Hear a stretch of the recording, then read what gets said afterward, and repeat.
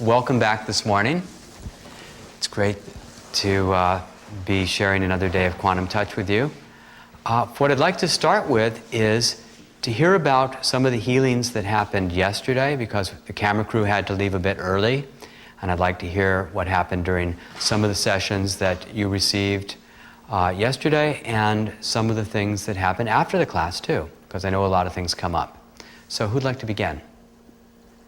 Okay, great.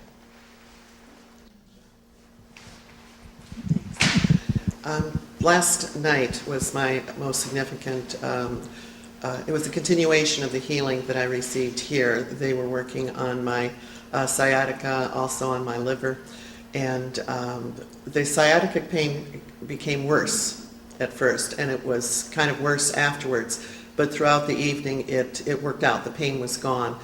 And in the evening, in my room, there was kind of a lot of emotional things that came up.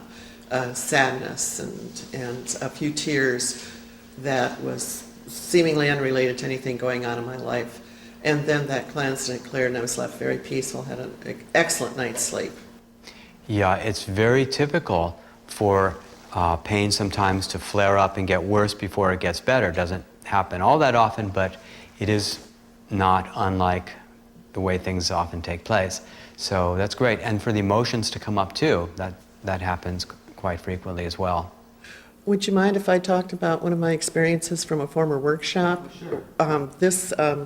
This lady, I didn't work with her, but she was up on the stage, and her hips were very much out of alignment, and whoever worked on her brought them back in a very short period of time. And later on in the workshop, I worked with her and another woman who evidently had a lot of childhood issues of abuse and sexual abuse, and so a lot of tears, a lot of anger and rage, and with the continuation of working one by one, we would work on each person. That was slowly released, and there was a great deal of peace afterwards. I was very impressed by that. Beautiful, thank you. Okay, who else noticed some healing from yesterday? Yeah.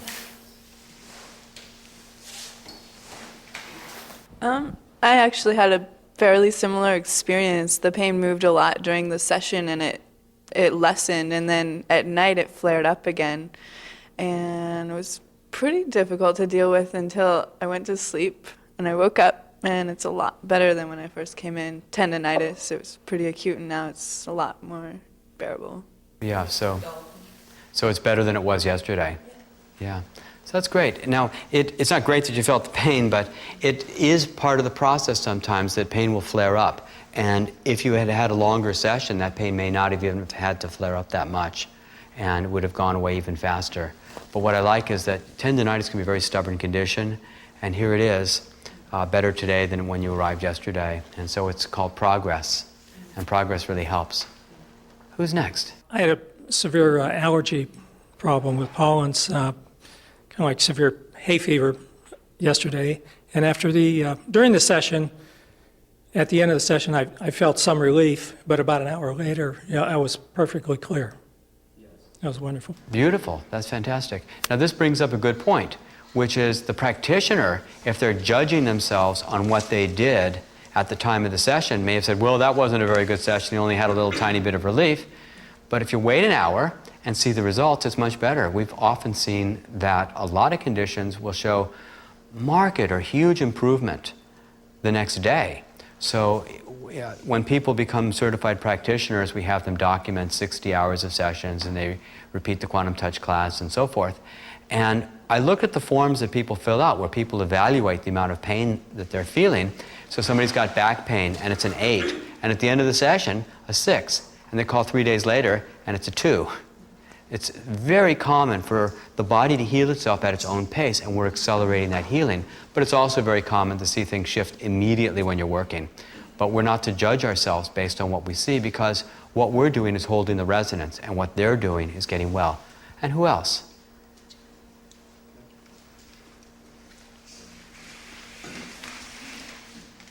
I was experiencing a lot of really intense pain in my eye, and kind of shooting pain like a migraine through the back of my head. And I don't experience them often, but when I do, I don't find I can do anything about it, and I do other types of body work, and it's just a pain that I can't get to go away. And I got a session that was really helpful in removing the pain, and by the end of the session it was maybe like half gone, and then within an hour it was all gone, and that was really great for me because it hurt.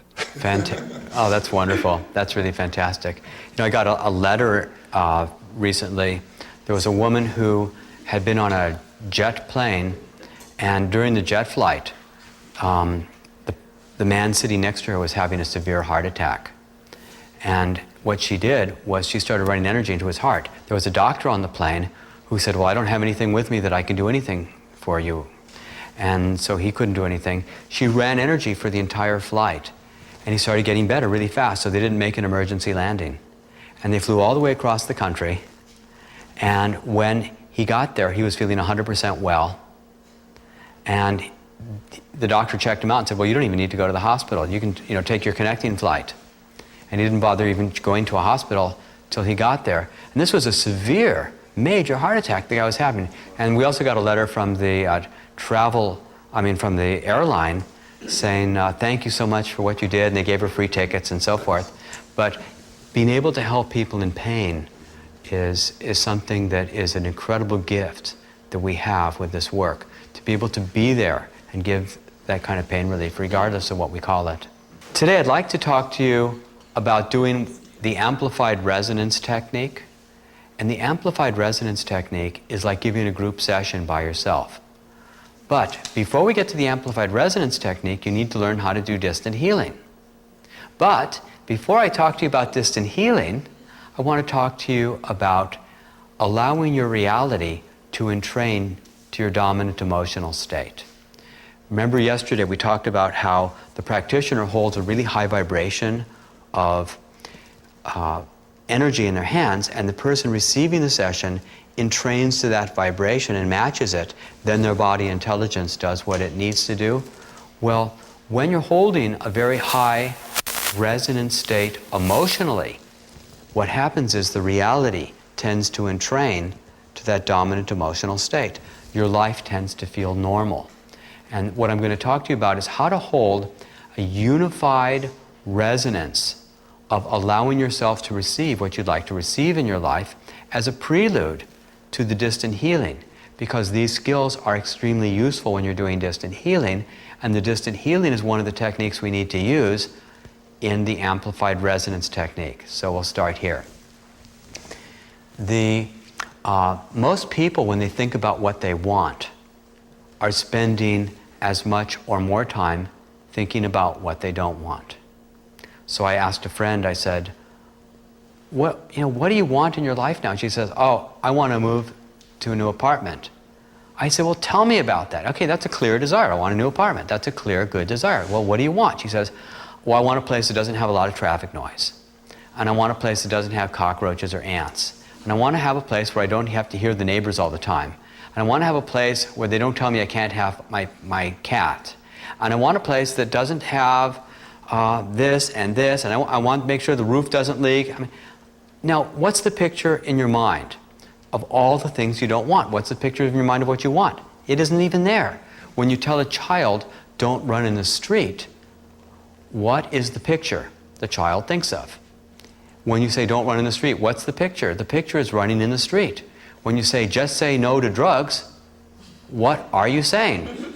You're saying just say drugs, because that's the only picture that appears in the mind. And if I say don't think about a green tortoise, it's the only thought at that particular moment. You cannot exclude anything by thinking about it. You cannot push against something you don't want without vibrationally including it into your vibration. And so the more people protest and yell, no, no, no, the more they're vibrationally including these things into their space emotionally, and they're entraining vibrationally to that vibration. So when you have groups yelling, I don't want this, I don't want that, you're bad, you're wrong, you're terrible, vibrationally they're increasing their experience of that in their life. Now, you may notice that your life tends to feel normal. Everybody's life tends to feel normal. And everybody's beliefs seem to be true for them. But the definition of a stupid belief, in my opinion, is a belief that's very different than the one that I believe. And everybody seems to know that's true. But because we tend to attract experiences to ourselves that feel normal, based on the beliefs and the attitudes and the thoughts and the feelings which generate the choices and decisions. We tend to attract experiences that feel ordinary to ourselves. And because of that, everybody knows that their beliefs are true, because they keep showing themselves to be true over and over again, regardless of what those beliefs are.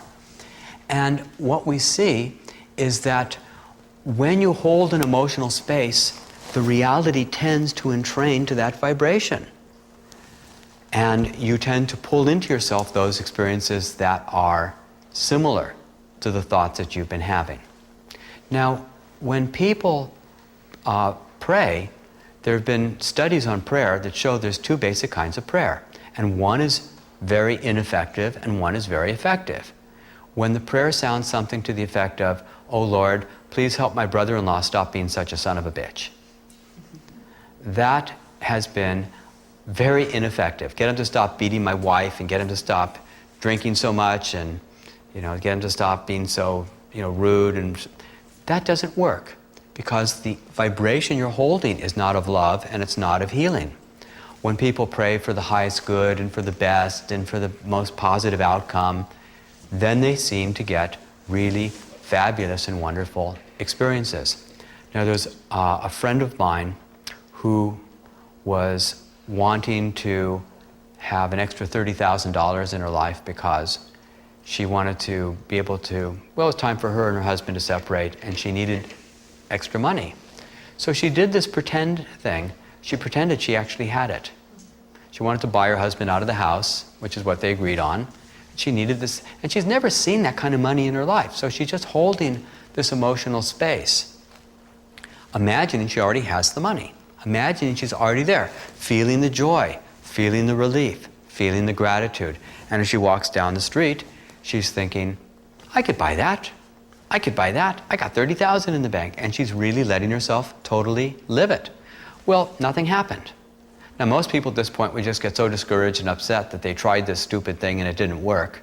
And she just kind of said, well, she'd look up at the universe and she'd look up at the sky and say, hey, look, I live in a time-space reality here. Come on, let's get with it.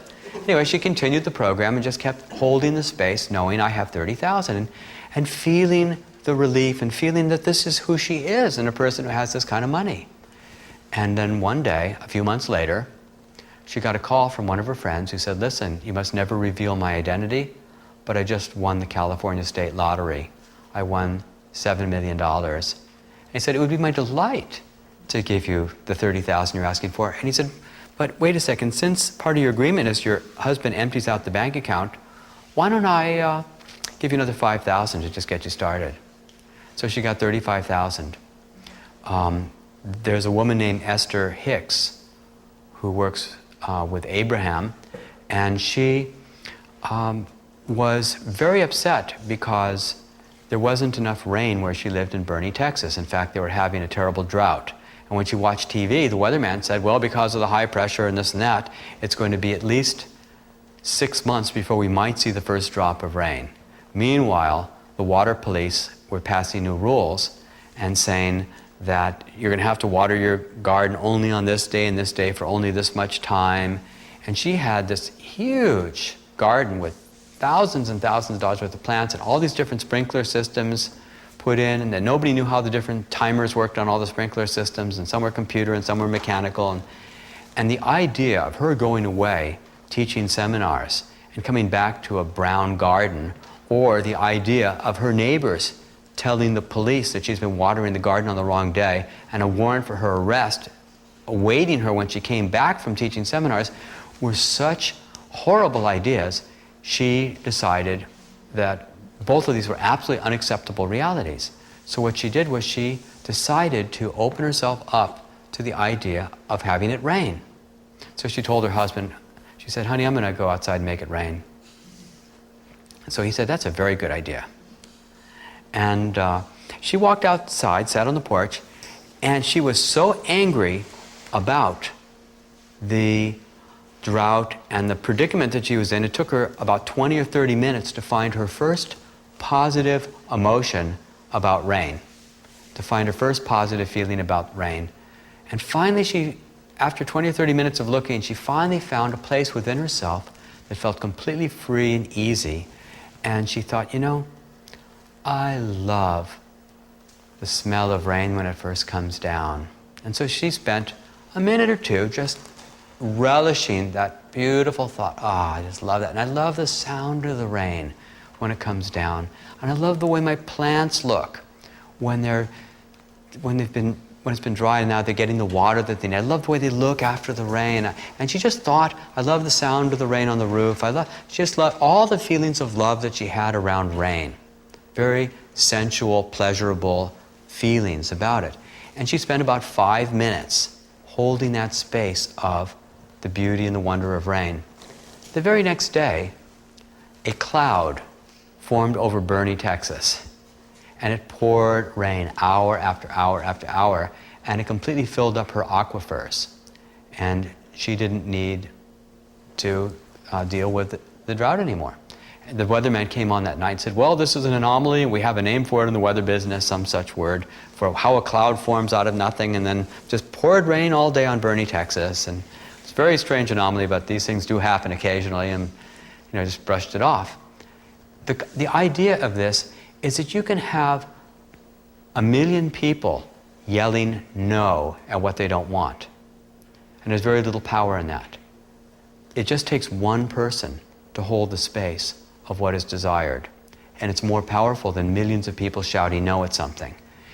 Rather than joining a protest march and adding your name to the big list, how much more powerful to be in bed, dreaming of a reality and holding the space and living that in your life and knowing it's true, and stop reading the newspapers and stop watching the news and stop arguing against. Go ahead, read the newspapers and see the news and all that in order to build your desire, because the desire can get very strong and the desire can be a very powerful aspect of it. Well, there's one last one, Alan, who teaches the supercharging workshop. He had attended my workshop many times, and he had been thinking that I had talked about this subject, and he had heard me talk about it many times. He thought, well, why don't I just try that? Because he had never tried it before. So he had a job making $8 an hour as an administrative assistant for a very paranoid and nervous boss. He was not happy. He was not fulfilled. Here's a man with tremendous compassion and skills for seeing energy and such, and here he's working this crappy job, basically. So he imagines himself doing something that is completely fulfilling. He doesn't know what it is. He just imagines he doesn't have to have a picture of what it is, but you have a picture of the emotions. So he pictures himself doing this totally fulfilling job and getting paid wonderfully well, and people adoring him everywhere he is, and just having the most wonderful time and being able to buy nice things for his wife, just having this lovely, easy life. Well, about 5 days later, he'd been doing it every day for about 5 to 10 minutes a day, just holding that space, but there was no internal contradiction within him. It's a very free thing. There's nothing pushing against the other way. As he does this, 5 days later, I happened to call him up and say, listen, I've got the supercharging class, and I think you might be the person I need to teach it. Well, and it all worked out perfectly well, and he's been teaching the supercharging class ever since. And everything he asked for completely came to him. Now, contradictions of experience, when you see something happen that you really don't like in your life, the beauty of that experience is it raises your desire for what is desired. So when you say, I don't want cockroaches, and I don't want this, and I don't want that, well, what is the desire that is born from those emotions? I want a place that's clean. I want a place that's spacious. I want a place that's beautiful. I want a place that's quiet. I want a place that feels wonderful, that feels sacred to me, that just opens my heart. I want a place where I can touch my spirituality and feel inspired. See the difference in emotional vibration of that? And when you hold what is truly desired, it's really fantastic. Well, there's two ways of getting to peace.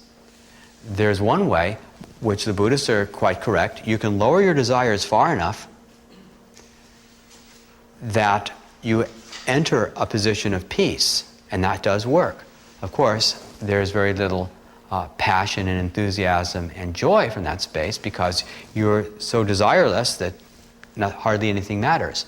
There's another method which I prefer myself, which is if you have a very high desire, but let's just start here. If you have a very high desire and a very low ability to allow what you desire in, that's called suffering and extreme agony and pain and misery.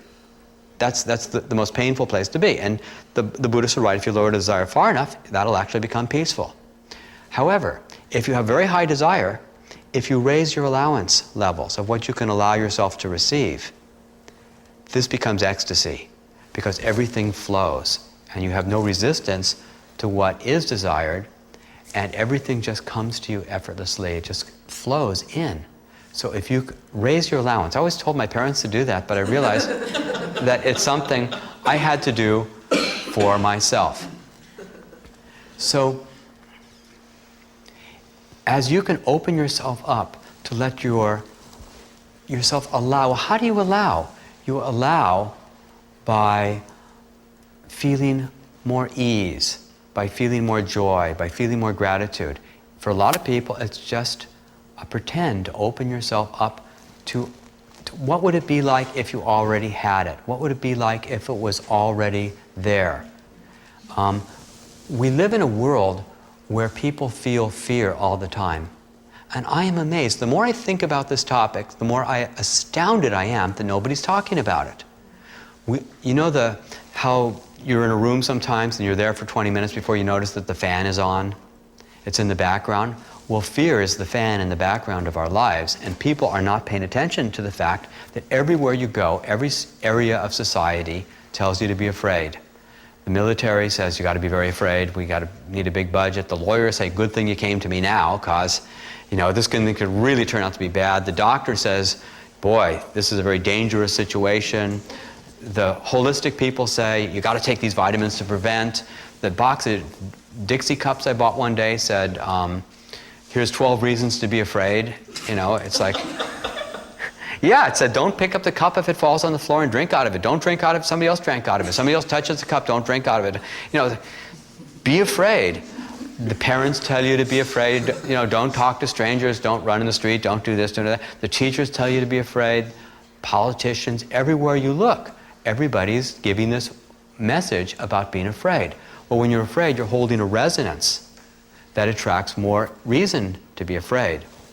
And so, what is the reaction to fear? The reaction to fear is join a gang, an army, a congregation, a group that's going to protect you, that you can feel safe behind, rather than opening up to a loving universe, opening up to the love that's there, and feeling your own safety, and feeling that all is well.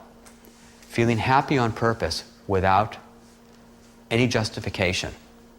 There's a friend of mine who came up with a really amazing little thing that I don't even know what you call it, but he wrote about it in a book where he said that if you note your level of self-esteem, your self-honesty, your joy, your self-trust, all these different things, and you monitor them hour by hour, which is like really excruciating, and you kind of say, all right, well, my level of self-esteem is here, my level of self-trust is here, my level of self-honesty is there, and then all of a sudden in your life you notice something really lousy happens. And then all of a sudden all the levels go down a whole bunch, and now you're feeling really crappy.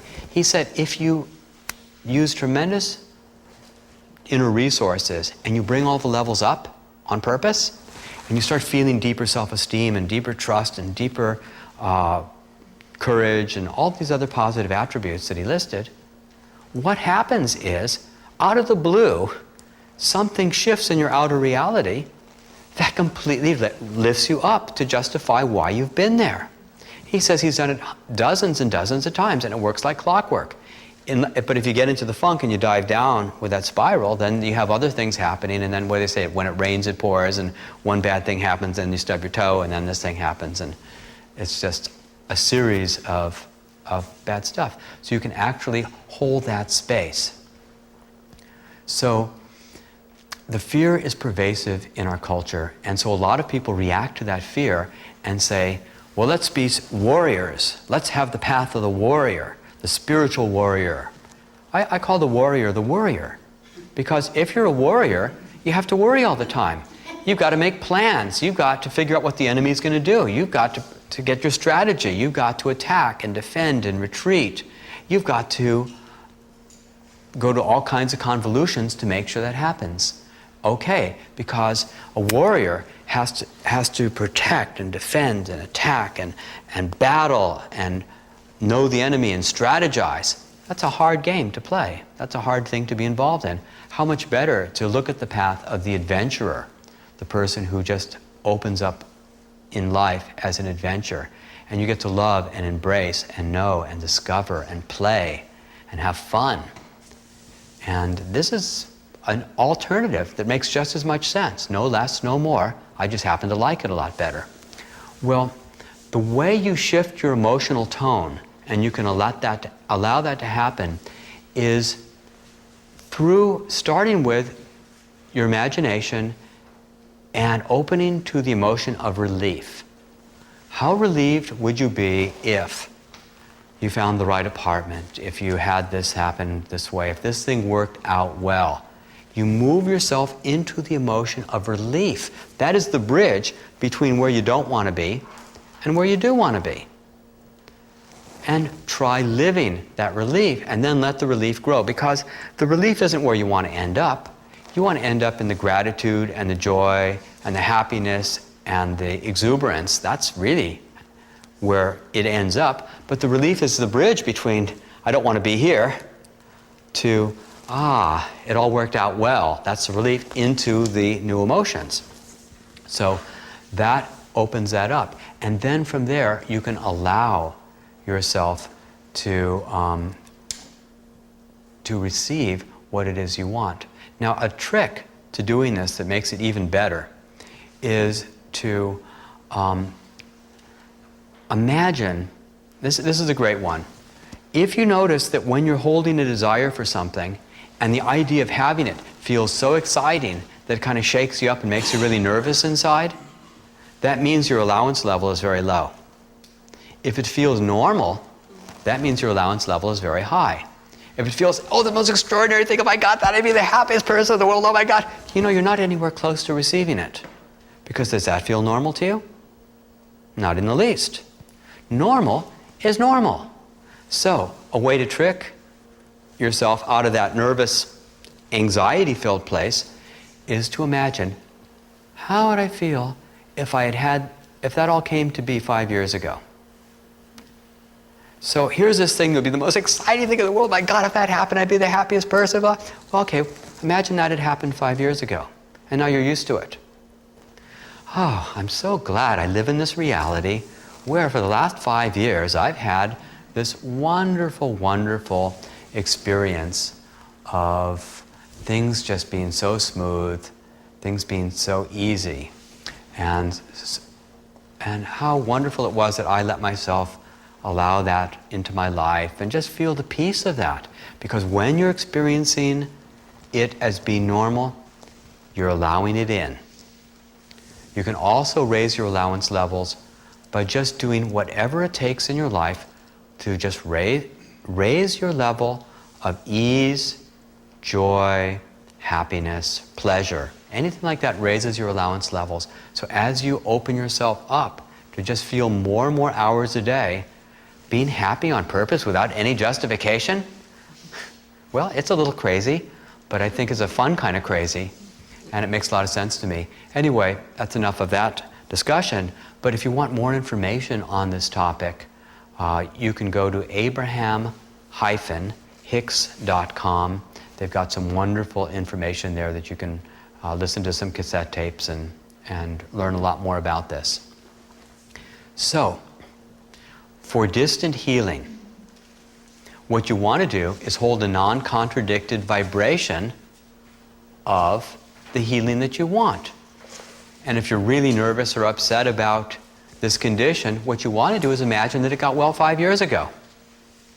that everything's been fine for a long time. That way you're not in contradictory vibration within yourself. You want to live as if it were already true.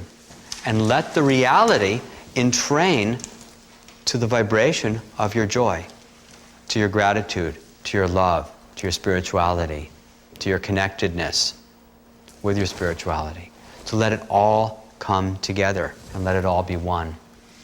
So the distant healing, energy follows thought. That's the most important thing to be aware of, and what I talked about non-contradicted vibration. Wherever you're putting your attention, the energy goes there. And when you're giving your attention to the neighbor's child, that, whether you're doing distant healing or not, your attention is there. Remember Heisenberg's uncertainty principle? He said the observer is always affecting the observed.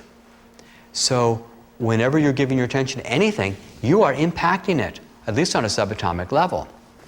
Well, a lot of people are concerned about the issue of permission for distant healing.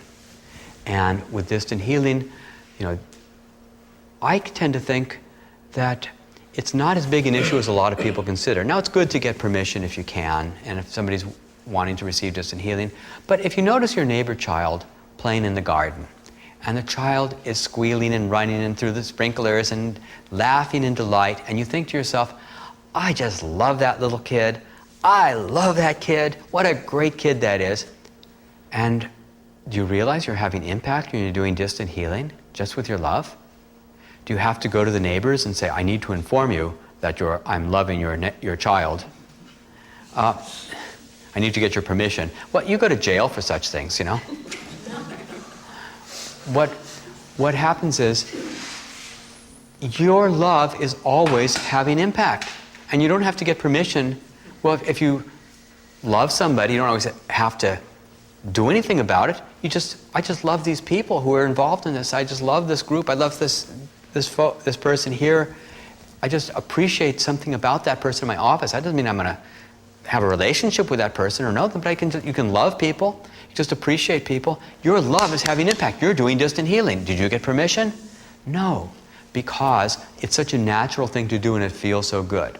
But if you do have concerns about doing distant healing and getting permission, what I suggest is that you send the energy to the highest good. So if somebody's in a coma, or if somebody, for whatever reason, would not understand why you're doing this thing and they think it's some kind of voodoo or something that's scary to them, just send it with the highest good and don't worry about it. And if you do get permission, say, hey, I'd like to send you my love, or I'd like to pray for you, or whatever words work, send the love.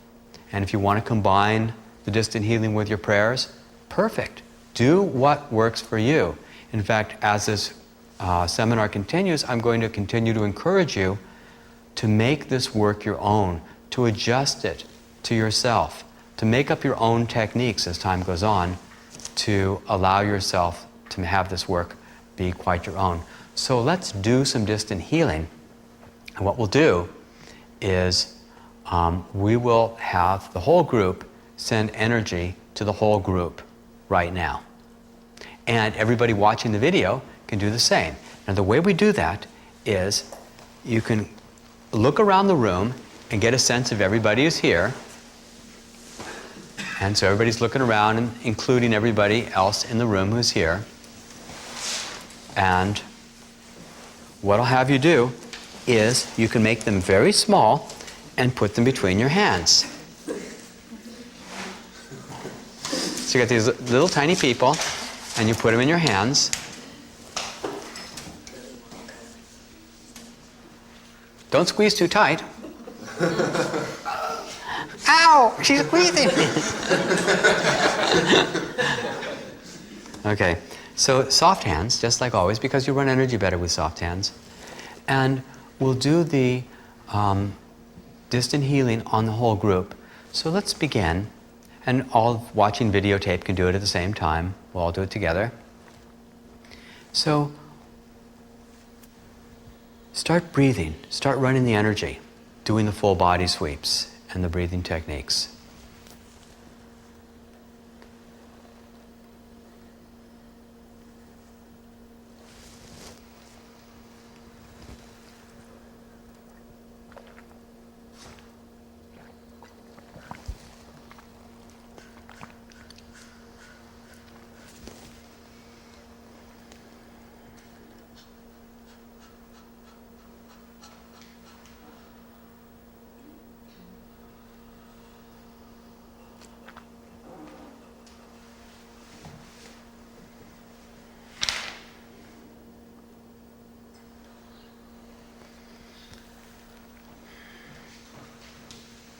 Let's hear some breathing. Come on, a little more breathing.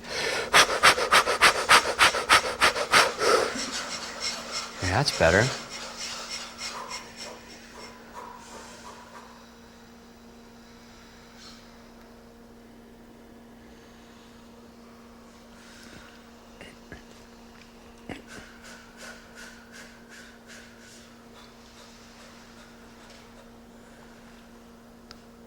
I can really feel the difference as you do that too.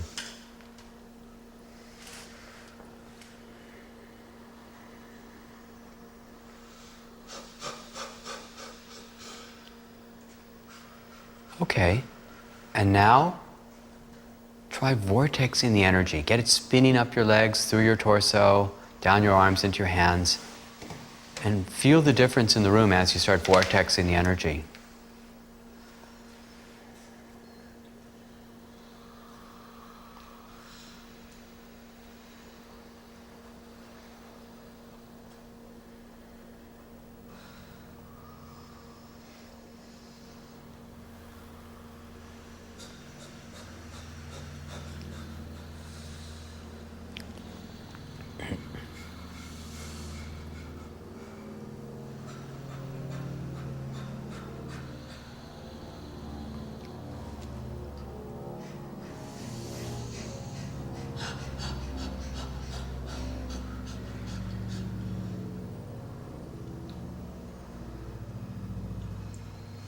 And now turn your attention, take a break for just a second, and think of somebody that you love the most, or it could be a cat or a person.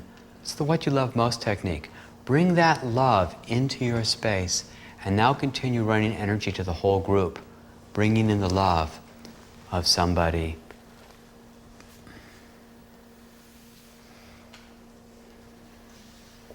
Feel the difference. So much softer energy.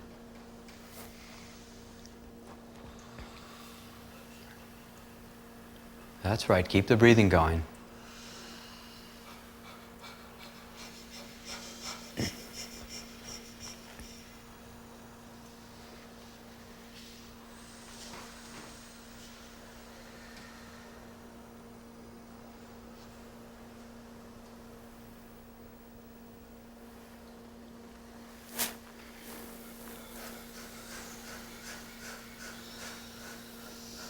And imagine that you're now sending the energy to somebody you love who needs healing. If you don't have anybody in mind, just send it to the whole group some more. And imagine they were healed 5 years ago. And how relieved you are. Keep the breathing going.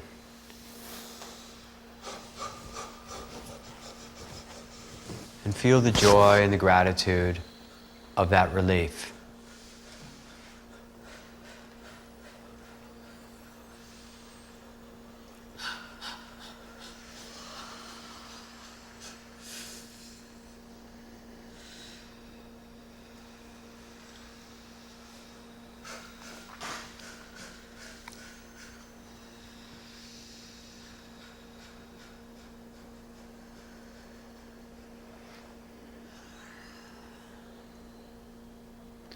And now take a break for a moment and imagine a world where everybody knows that healing is real, that everybody can do it, that it's the easiest skill that there is to learn, that everyone's love is valuable and everyone's love has impact, where children know how to do this work and hospitals are using it. And just take any picture you like, any picture that appeals to you. Institutions and corporations and everywhere you go, people are putting their hands on each other from time to time, and they know that other people's love is beautiful and valuable.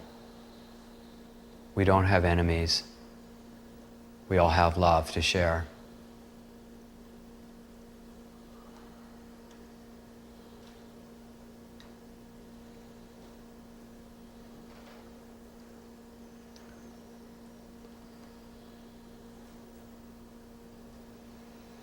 like Esther making it rain, it doesn't take a group.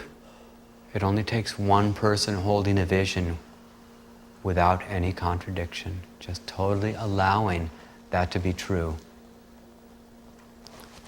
So I'll be quiet for a couple minutes and let you hold your picture. Perhaps it's a third world country or a little village somewhere, or people on borders where people hate each other doing healing on each other.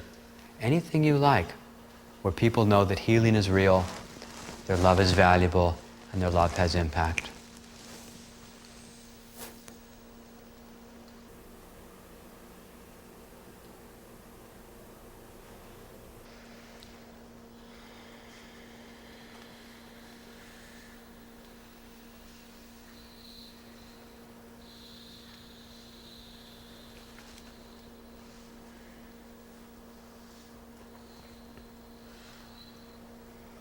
Keep the breathing going.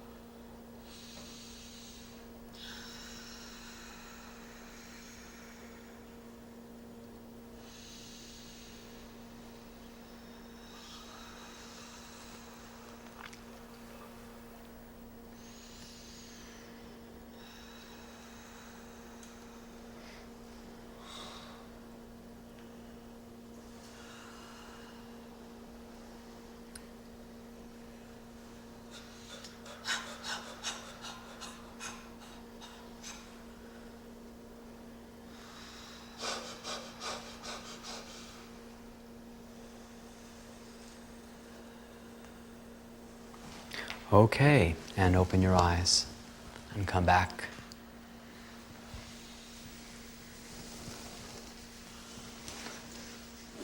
Yeah, the distant healing can be incredibly powerful. I've seen some of the most wonderful sessions happen distant healing.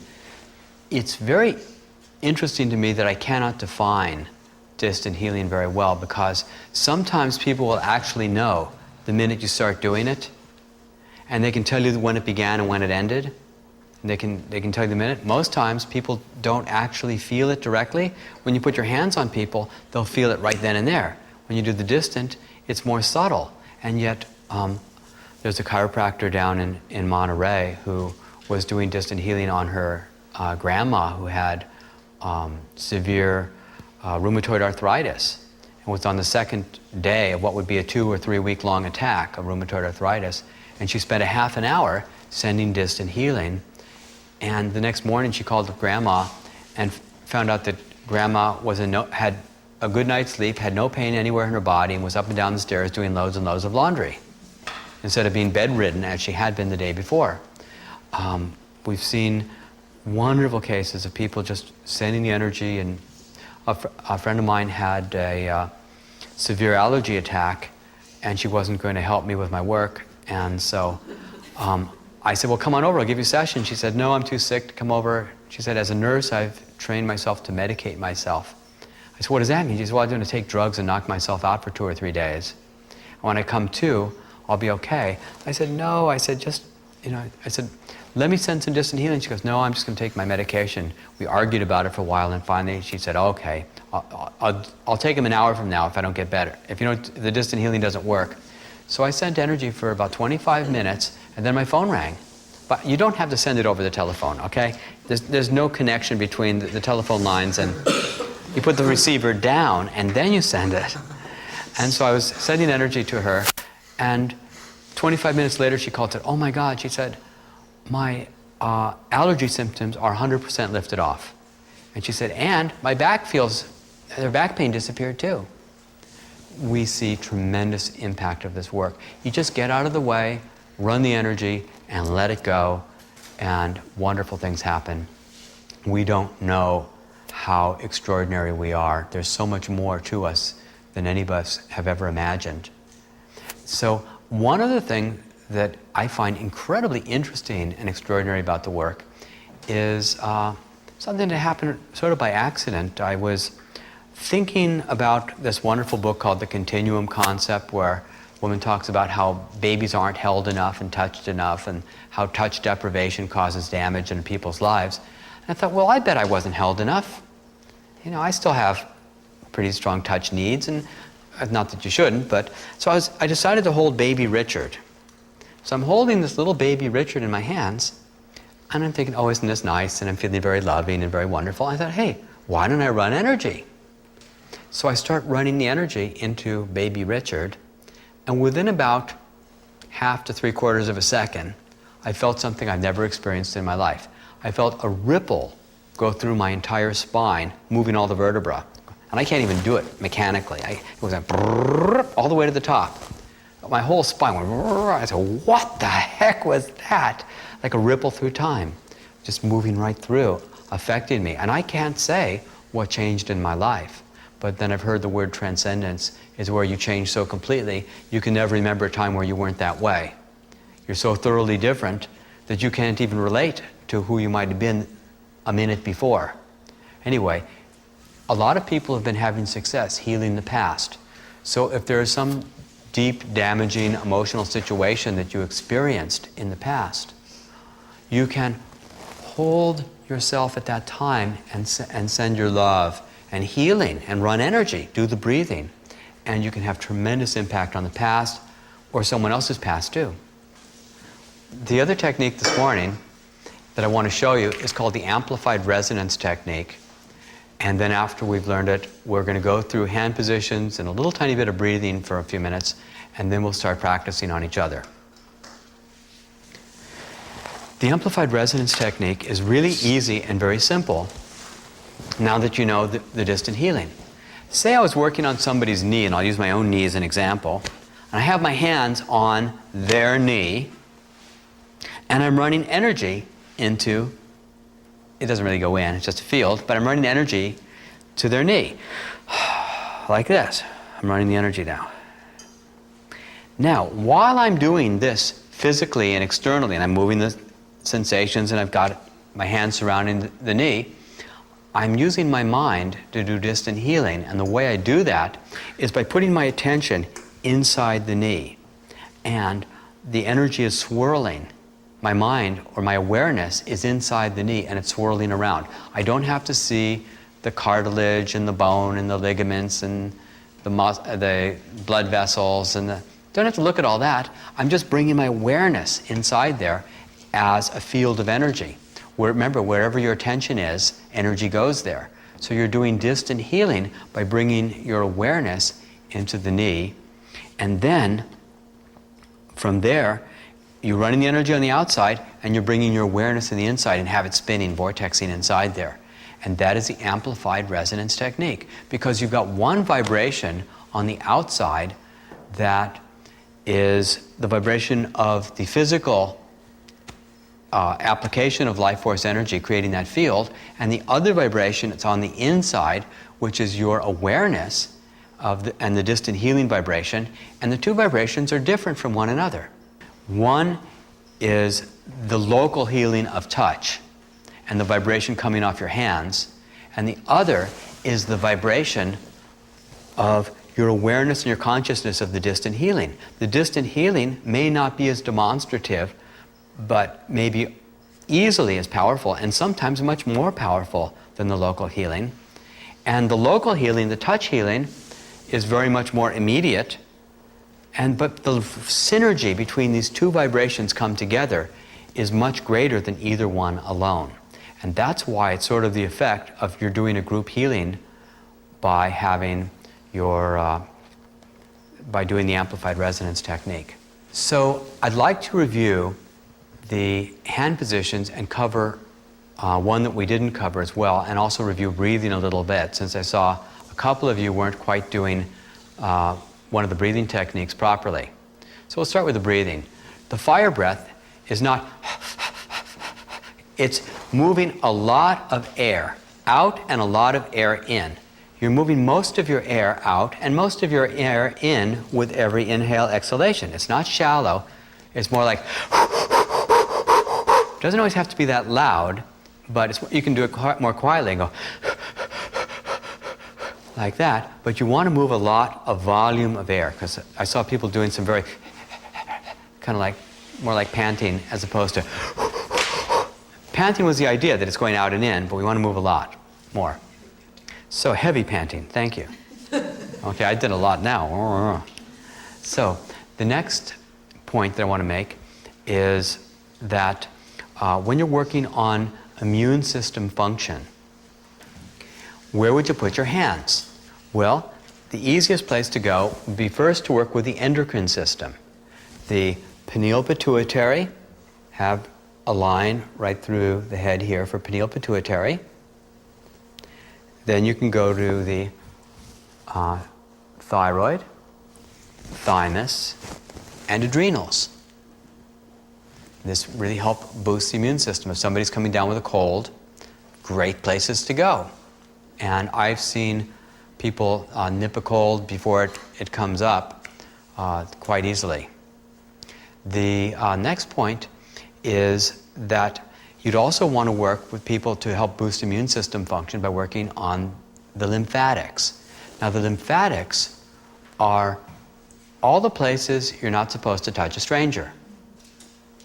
You're not supposed to grab them by their neck and say, "How do you do?" You're not supposed to grab their armpit. "Oh, pleasure to meet you." Or their inner thigh. "Oh, so glad to meet you too." Or their tummy or breast or these areas. In fact, what's fascinating to me is that when you're very frightened, what do you cover up? You cover up the lymphatics, all the places you feel very vulnerable. How interesting that where we feel most defensive is where our body has its defenses. The body's defensive system is where we feel most defensive.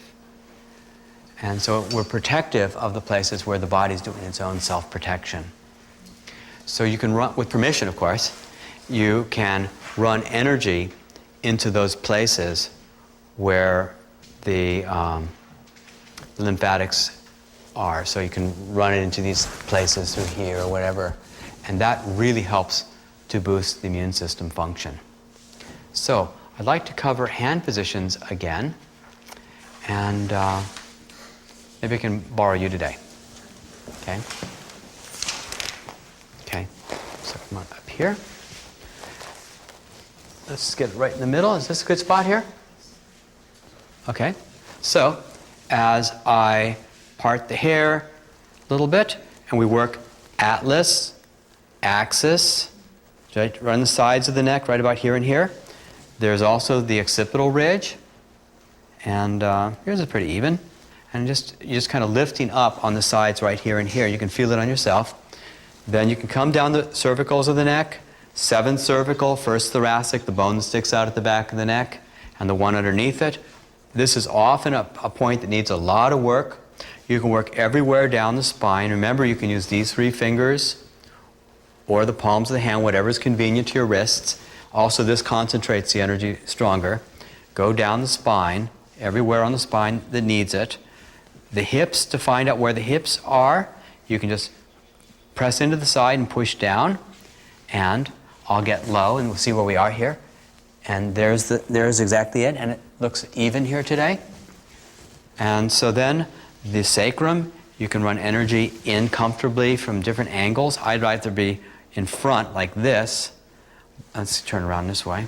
You can kind of, oh, not that far, just about here. That's good. And just walk around it with me. So the sciatica, let's bring this up here so we'll see where you're. Okay, the sciatica points is where the piriformis muscle is on both sides, about here and here. And you could run energy in both of them, but my preference, turn to the side, is to work one point on the side and one point just in about here, so it goes through the psoas. This is the psoas sciatica. And if they have pain going down their legs, you might also spend a little time where the pain goes down the legs as well. Okay? And then, if there's organ problems, you can work right through that heart or the lungs or whatever else you want to work. Just work right through the body for any organ conditions. Am I leaving anything off? Nope, that's it. Good. And of course, we talked about the sinuses, TMJ, where you can feel the joint where you open and close your jaw and run energy into that area there. Okay, thank you. Thank you. Yeah. So, what I'd like to do is open this up to any questions that you may have at this time about the work, and let's hear them.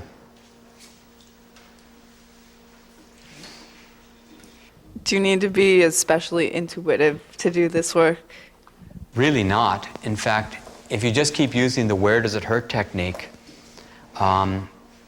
it just works great. You ask them where it hurts, whether it's an emotional pain that the person feels somewhere in their body, or a physical pain, or tension or tightness or upset or whatever, start somewhere. And this is one of the great things, is that if a person has like this multiple condition, you don't have to be smart or intuitive. It doesn't matter if you start on the wrong spot. You just start wherever you want. Any place that seems to make some sense, and then the where does it, the following the pain and sensation will move from place to place to place, and you just keep chasing it, and their body will tell you everything you need to know. There are a lot of people who tell me that running energy, especially the supercharging class, is opening them up to their intuitive knowing, and they'll immediately be putting their hands at the right spot. But no, you can be as dense as I am and still be able to do wonderful work with this technique. Yes? Okay. How long can I expect a healing to last after the session? Well, it all depends. We don't ever know. Generally speaking, sessions are accelerating the body's healing process for about 2 to 3 days after the session is over. It really speeds up the process. The supercharging class tends to double that. It's more like 4 to 6 days after a session when people have learned the supercharging techniques. But there have been many cases where once the body is in a different resonance, that's all it needed, was just to shift that vibration, and then the body's own healing takes over and it never goes back to where it was before, where the healing is just continuous at that point. What else? Well, I have 2 questions. One is, how long is an average session? As an average, I know it can be different, but let's say the average session. Well, practitioners tend to schedule 40 minutes or an hour for their patients, or their clients, I should say. But there is no such thing as an average, because it really depends on what people need. When I was doing work at the University of California, Santa Cruz on the men's basketball team in a small clinical study, I treated like 97 conditions, and what we saw was that the conditions lasted anywhere from 2 minutes to an hour and a quarter. 2 minutes were the jammed fingers, where the pain went down from a 7 or an 8 down to a 2, and then the people weren't willing to let me continue any longer because they wanted to get back on the basketball court. I could have brought it down to a 0, but they didn't want that because they just wanted to play. The longest sessions were the sprained ankles, where it was massive inflammation, and I'd work on one spot for 6 or 7 minutes, and I'd say, how is it now? And the guy would say, well, it doesn't hurt there now, but it's hurting over here. And I'd work on the second pain, then the third pain, and then the fourth pain, because as you remove the big one, then the next one hurts, and the next one hurts, the next one hurts. So there is no answer to that question. It's really what the person needs based on the situation. And my other question is, what can a person do after a session, just to continue the healing, or to, what's the best thing to do at home? Or Well, the best thing is, after a session, to drink water, help cleanse your body, and to relax and have a good time. There's really not much you have to do. If you know how to run energy into yourself, it's a great thing to do, which reminds me of something I wanted to tell you about. I'm so glad I remembered while I'm still making this videotape, which is a way that all of you can increase the power of your ability to run energy. What you can do is run energy into yourself. And it's not just self-healing, which it is too, but it also makes you a stronger practitioner. So if you're laying on the couch, you know, just relaxing or watching the tube or whatever, you can hold your hands behind your head and run energy into your head. You can run it through your eyes, through your jaw, through your neck, and then inch by inch down your body. In fact, let's do that now. Everybody watching the video and everybody here, put your hands on your liver spleen area. Now how you find that is, here's the base of the rib cage here, and put your baby finger so it's on the bottom rib and your other finger's above it. So you can feel where the bottom rib is, and then run energy into your liver and spleen. The liver's on the right, spleen is on the left, and feel what that feels like to run energy into yourself.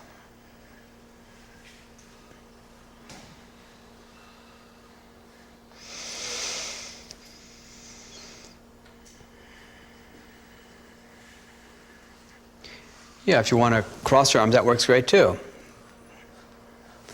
You may be a little high there. Feel the bottom rib. The baby finger's on the bottom rib. There you go. That's good.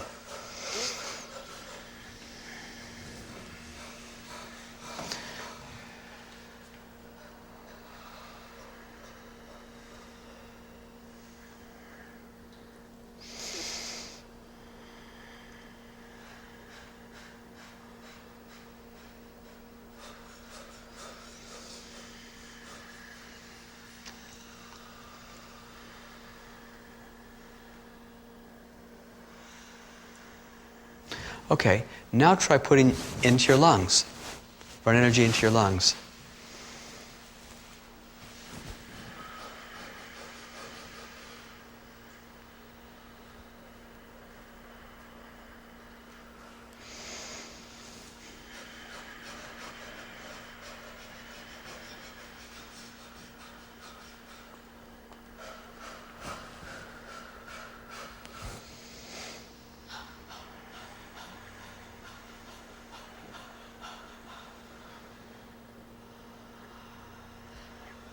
Okay, now, what did you feel different about running it into your liver, spleen, and your lungs? Anyone? Feel difference in sensation? Did one feel hotter than the other? How many felt that the liver, spleen was hot? Let's get that. And how many felt that the lungs were hot? Okay, so what you find out is that for me, I used to always feel tremendous heat in the liver. And I don't know what was wrong with my liver, but I was getting tremendous heat there. Then the liver wasn't so hot, and the lungs were just always calling for it. And so it's part of your own process. And as you run energy into the different parts of your body and then practice running it, you can actually find places that need healing. But if you were to spend a half an hour running energy into yourself and you give yourself that session, by the time you're done, your energy is so strong, is so powerful. And when you give somebody else a session, you've boosted your potential of running energy. What other questions do you have? I had a couple questions. One, like, do you ever feel any discomfort within your own body with the intensity of the energy that you're running during a session? Do I feel, no, I don't feel that at all, but I'm used to it. I've been running energy for 20-some years, so do you feel Sometimes when I'm working on people, Yeah. using quantum touch or other things, it's just a lot of energy moving Yes. within me. And once your body acclimates to that higher vibration, it won't feel uncomfortable at all, so that's just part of your process. Richard, can you put one hand on top of the other? It's not as effective to stack your hands like this because you're not creating a field between your hands. It's much more effective to put them near each other. If you're working on a little tiny spot, to run it side by side or to run it through tissue, that creates a very powerful field. You don't add anything when you put your own hands on top of each other. One other question. When you feel the heat, is that the point that needs the energy? Oftentimes, when you feel heat coming through, or if you feel a hot spot on the body, yes, that's a very good place to put energy. But my favorite is to let their body decide what it needs, to let the healer, the person receiving the session, to move your hands from place to place and to let them figure it out. We don't have to be that smart. We don't have to be that clever. We just need to be there. And the next question. Yes? The person that I was working on wanted me to stop after 10 minutes. Yes. She said she couldn't handle that much energy. Is Right. that true? Well, it may feel that way to the person receiving it, but this does happen from time to time, and what you want to do is encourage them to relax and to let the energy move through the rest of the way, because they're just experiencing some kind of blockage that's getting broken through. And just like when I was running energy into my tummy and the pain became excruciating, I would have told the person, no, you're killing me, this is too much, I can't take this. But what was really needed was to complete the energy through the cycle. Remember, we talked yesterday, always trust the process. The process always resolves. So if somebody's having some pain coming up or something's happening as a result of the work, trust the process and it will resolve itself. We've seen that time and again. And what else? Any other questions? And any more questions you have about anything? Yes? Is it ever detrimental to stop a process early or to stop a session early? It's not so much detrimental as it just puts the person through more grief. In other words, if a person's starting to have a reaction to the session and they're starting to have their pain flare up, as we were saying, if you were to stop at that point, it would slow their healing process from completing itself as fast as it could. So they might be suffering for a lot longer before it was finally resolved. It may take all night, or it may take, a day or two to work its way through, maybe just a few hours. But if you were to run the energy through and really keep that vibration there, the body will have what it needs to move through much more quickly. We've seen times in workshops where people had tremendous pain come up, tremendous pain. There was one woman I remember, and she had tremendous jaw pain. And when she came back to class on the second day, she said, "Oh, my jaw pain is so much worse than it was yesterday." And she said, "I don't think I want anybody touching me today." Well, it took me about 5 or 10 minutes to convince her that we should actually give her more energy. She thought, if I get any more pain, I don't think I could sleep at night. And so we ganged up on her. And people ran energy in, and after about 15 minutes, she heard click, click, click, and the whole jaw reset itself. So despite all these jaw surgeries, everything was fine, and she's had no more jaw pain since.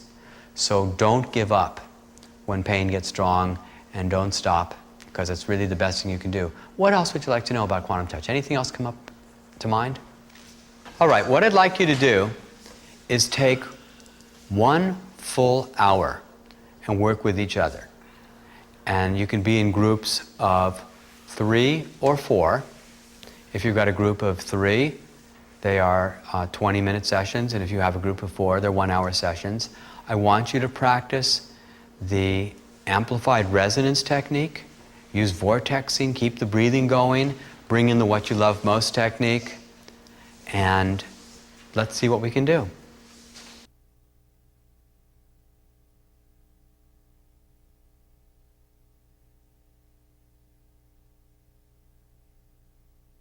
How was that session? Great. Great. Good. Glad to hear it. So let's just take a couple minutes and hear just from a few of you what happened during the session. Anybody want to tell your story? I just felt a lot more energy giving and receiving this time. Like it's increasing already. That there's a huge difference in what's coming through me, and then what I'm experiencing. Also, more pain is released each time. Thank you. Great. So I had quite an amazing experience. I had a bad pain in my back, in between the shoulder blades, and which was intense. And when I came back today, when we practiced, several people worked on me, and in a way which was very, very intense. And it was quite amazing for me, because first the pain became, I felt very hot there, like a little fire in my spine. and it became more intense.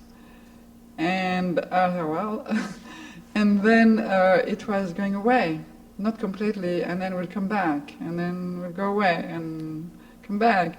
And then slowly it cooled down. They really worked a long time on me, and it cooled down and almost faded completely, and then came back, and then I was like, oh, come on.